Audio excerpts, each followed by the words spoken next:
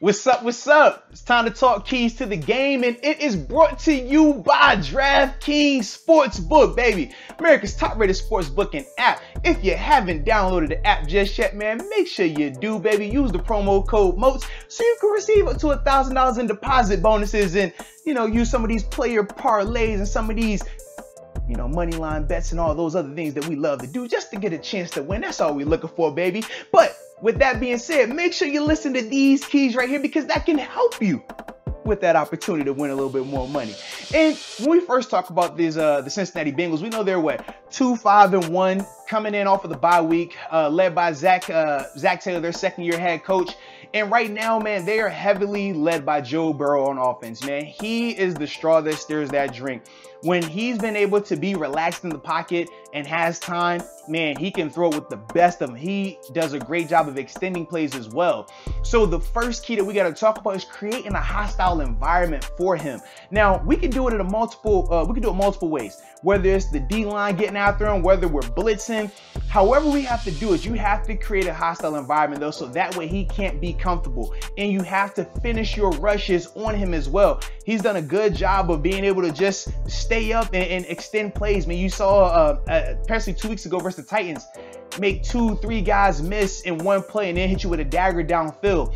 That cannot happen this week. So it's going to be critical to create the hostile environment for Joe Burrow and finish your rushes.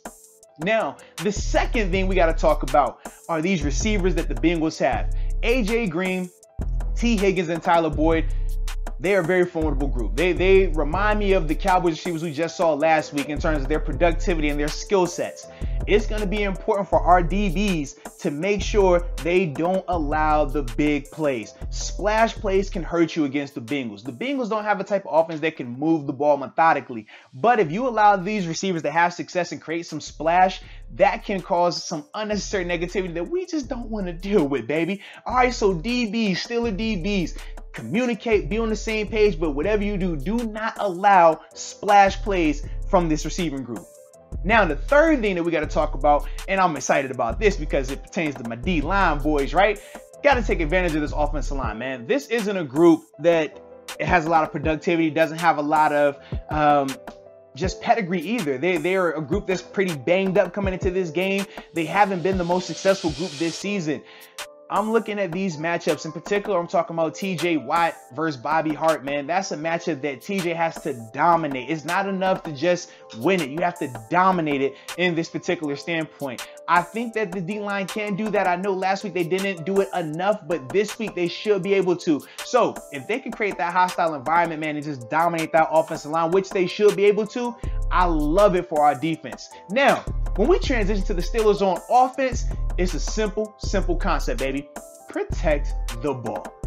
The Bengals defense are what I would like to call the bend but don't break variety. They are a little more opportunistic than your stout defense, the type of defense that, is just consistently playing and play out. They don't have that in their game. They don't have the personnel for that. But like I said, they do a great job of just finding ways to generate turnovers, bending but not breaking.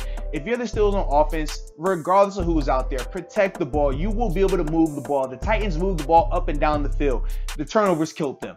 So for the Steelers, if you can just move the ball and protect the ball, you will be fine against that Bengals defense. And the last thing we got to talk about, my last key, the final key, the offensive line. You have to protect. All right, Carl Lawson and Geno Atkins, they can get after the quarterback. Obviously with Geno throughout his career, he's been one of the best to do it. Carl Lawson is a younger guy, but he's been showing flashes, especially, this season.